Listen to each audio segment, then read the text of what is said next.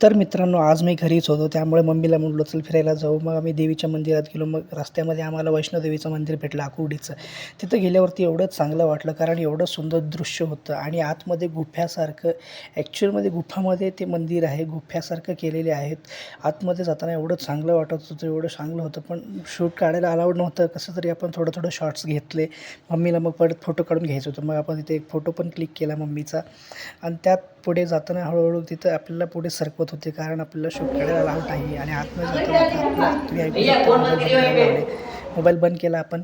मग बाहेर आलो. मम्मी म्हणली माझ्याजवळ 4-5 फोटो काढ. मी म्हटलं ठीक आहे, चल 4-5 तुझे फोटो काढतो.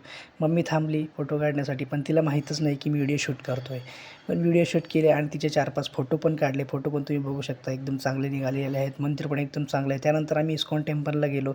इस्कॉन टेम्पलला गेल्यावरती तिथं पण आपण शूट केला थोडासा.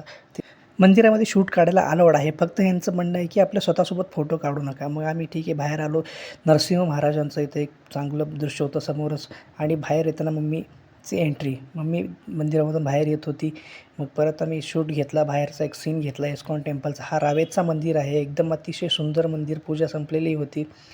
मग आम्ही आलो, तर मम्मी परत म्हणली मला एक फोटो काढायचे. मी परत एक शूट घेतला, परत शूट घेतला, परत शूट घेत राहिलो. मम्मीला फोटोच काढून नाही दिला.